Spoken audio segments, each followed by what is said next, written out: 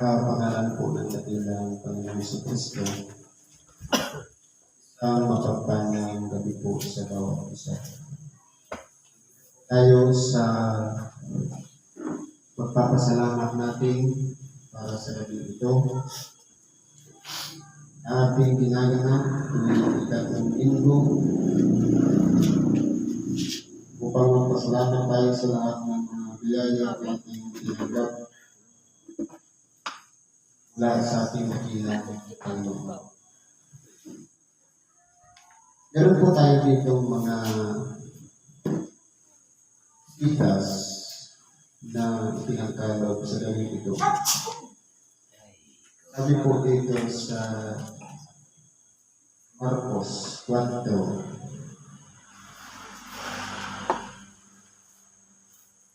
ang versikulo ay 13 hanggang sa 20.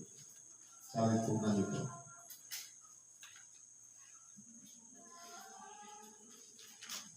Ito po ay patungkol sa paliwanag doon sa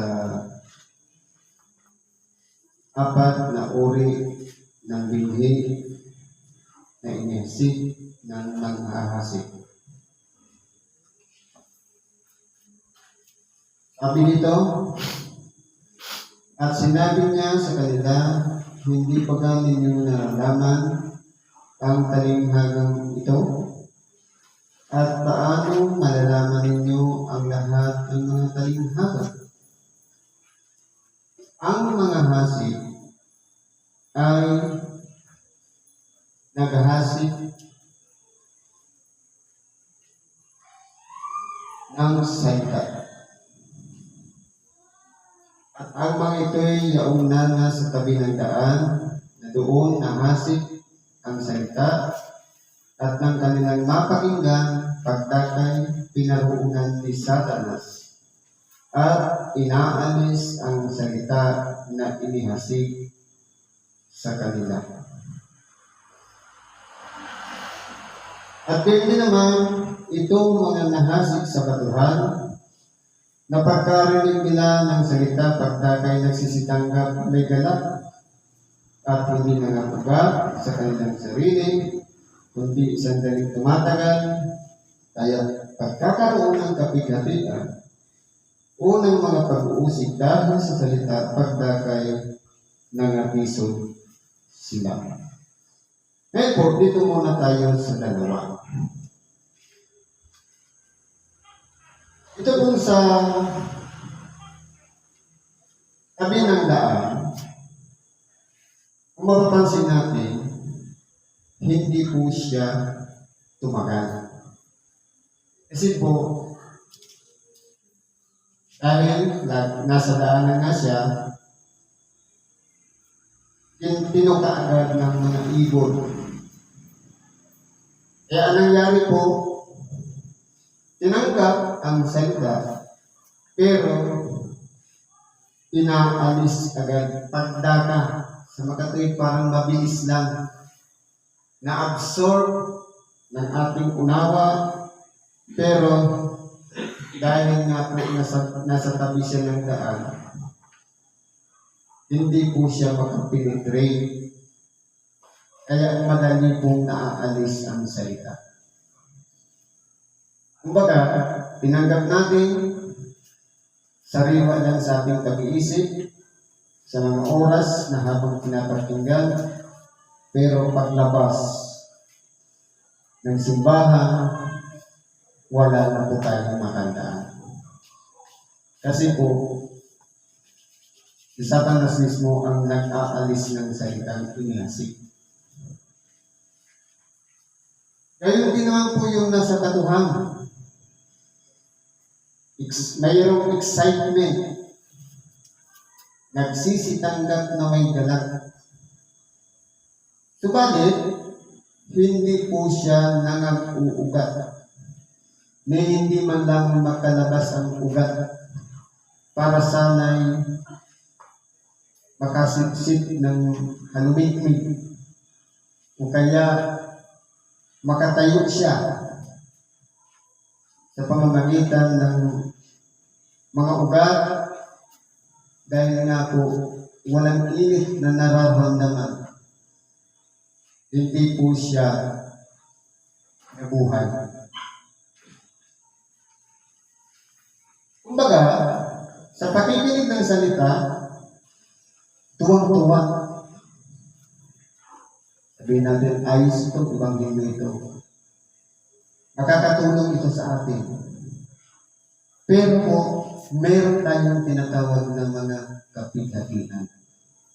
Nandiyan na yung mga problema, karamdaman, mga sumakit dito sa ibabaw ng sanlibutan. Madali din po siyang nawala. Ang pagkakaiba lang po sa dalawa, yung sa tabi ng daan, mabilis po siyang nawawala. Yung pangalawa, tumagal ng konti.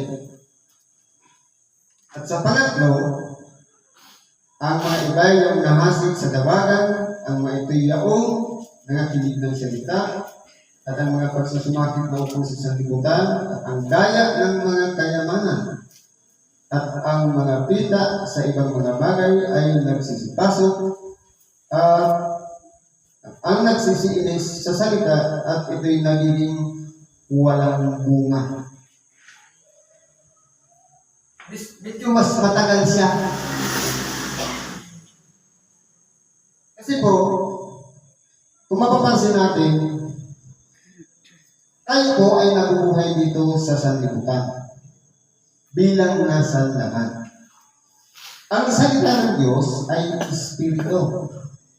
Sa makatuwid, inilagay siya bilang magiging gabay sa ating pang-araw-araw na pamumuhay. Kaya nga po tayo nasa laman, mayroong mga pagsusumakit. Yung daya ng mga kayamanan. Walang iba, ano-ano yung mga kayamanan na ito. Hindi lang po sa pamamagitan ng salapit, kundi lahat ng mga nakaugnay sa ating buhay. Ang pamilya, pag-aari, ang ating trabaho, o ano pa man na nakaugnay sa bawat isa sa atin. Lahat po yan ay naging daan upang hindi tayo makapagpatuloy na walang iba. Ang salita ng Diyos wala pong puwang sa ating mga puso para maisabuhay natin. Kaya nangyayari po, yung application ng salita ng Diyos sa totoong buhay, hindi po siya buo. Kasi po, meron ng mga kasagabalan dahil po sa sanlibutan ito. Ano po ang dapat natin gawin dito sa tatlong ito? Na kahit man sana'y doon tayo sa pangatlo, o kaya doon sa pangalawa, pero kalimitan po ang nangyayari. Ang salita po ng Diyos dahil nga siya spiritual, hindi po siya nananatili sa ating mga puso. Madali po siyang nawawala. Kaya po, halos pare-parehas lang ito. Tatlong ito.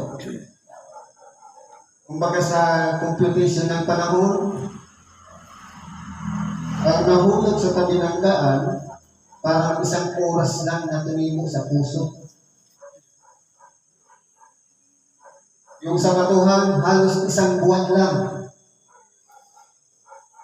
At yung nasa dawagan, halos isang taon lang nananatili sa puso yung pagsunod ayon sa natutunan natin sa pakikinig ng ibang bagyo.